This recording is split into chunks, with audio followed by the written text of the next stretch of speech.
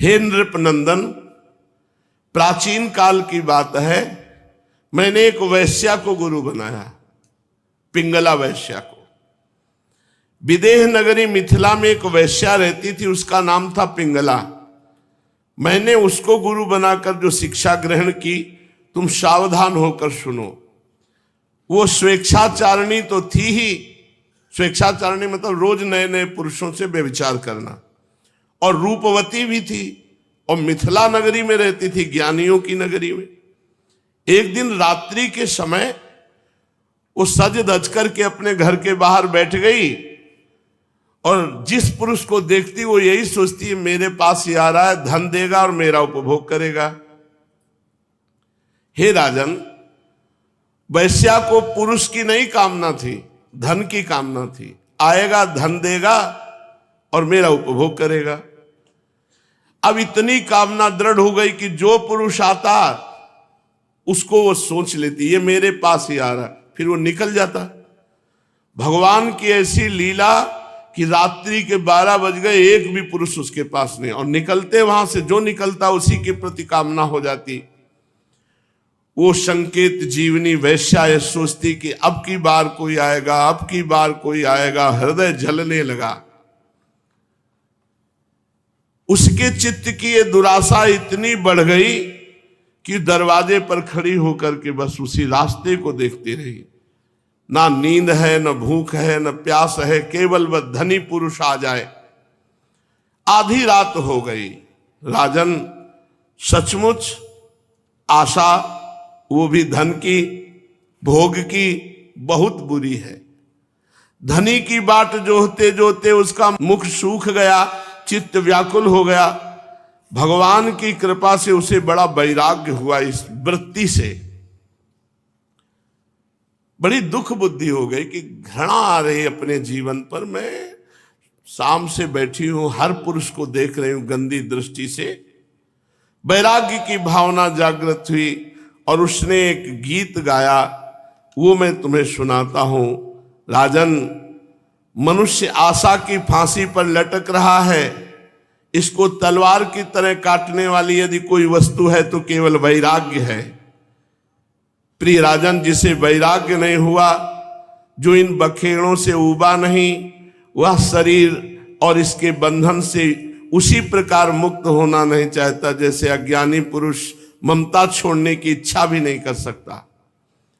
पिंगला ने गीत गाया, अहो में मोह विततिं पश्यता विजितात्मनः, या कांता दशतः कामम कामयेन बालिशा, संतम समीपे रमणम रतिप्रदम, वित्तप्रदम नित्यमिमं विहाय, अकामदम दुख भयादि शोक, मोहप्रदम तुच्छमहं भजेज्ञा। अहो मयात्मा परितापितो वृथा, सांकेत वृत्त्याति विगर्ह वार्तया, स्त्रैणान्नराद्यार्थ तृशोऽनुशोच्यात्, क्रीतेन वित्तं रतिमात्मनेच्छति। हाय हाय, मैं इंद्रियों के अधीन हो गई। भला मेरे मोह का विस्तार तो देखो। मैं इन दुष्ट पुरुषों से, जिनका कोई अस्तित्व ही नहीं है, इनसे लालसा करती हूं विषय सुख की। कितने दुख की बात है। सचमुच मैं मूर्ख हूं। देखो तो सही, मेरे निकट से निकट हृदय में मेरे सच्चे स्वामी भगवान श्री हरि विराजमान हैं। वे भगवान वास्तविक प्रेम, सुख और परमार्थ का सच्चा धन भी देने वाले हैं। अरे जगत के पुरुष अनित्य हैं, वे भगवान नित्य हैं। हाय हाय, मैंने तो भगवान को छोड़ दिया और तुच्छ मनुष्यों का सेवन किया, जो मेरी आज तक एक भी कामना पूरी नहीं कर सके, उल्टे दुख, भय, आदि व्याधि, शोक और मोह ही देते हैं। ये मेरी मूर्खता की हद है कि मैंने भगवान का सेवन न करके मनुष्यों का सेवन किया। बड़े खेद की बात है कि मैंने अत्यंत निंदनीय आजीविका वैश्यावृत्ति का आश्रय लिया। और व्यर्थ में अपने शरीर और मन को क्लेश दिया, पीड़ा पहुंचाई। हाय, मेरा यह शरीर बिक गया।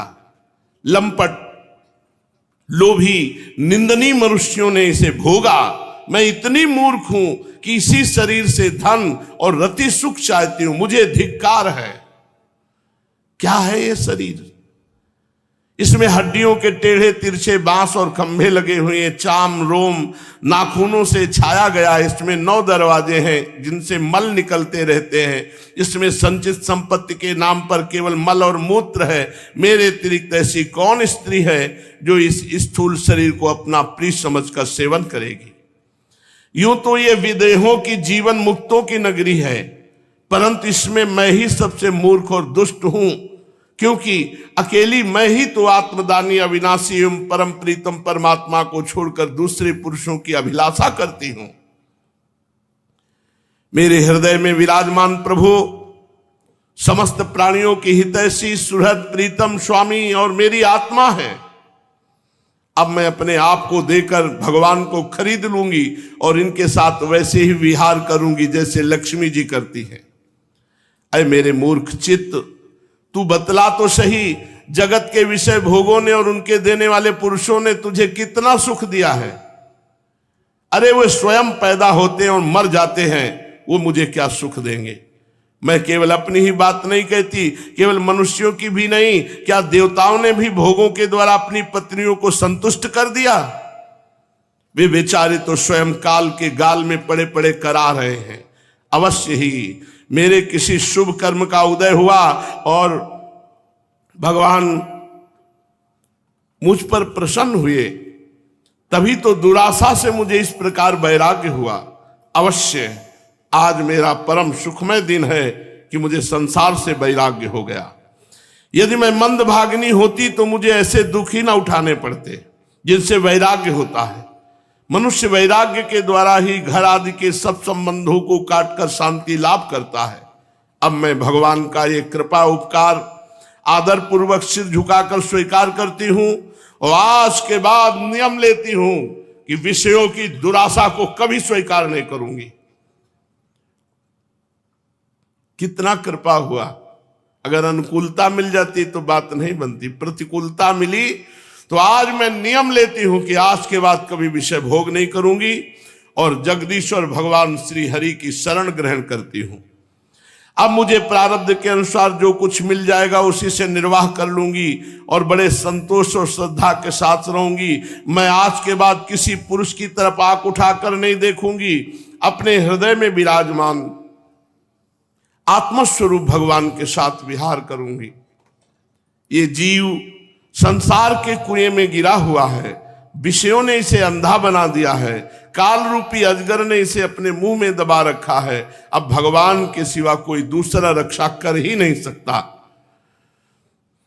जिस समय जीव समस्त विषयों से विरक्त हो जाता है उस समय स्वयं ही अपनी रक्षा कर लेता है। इसलिए बड़ी सावधानी से ये देखते रहना चाहिए कि जगत काल रूपी अजगर से ग्रस्त है।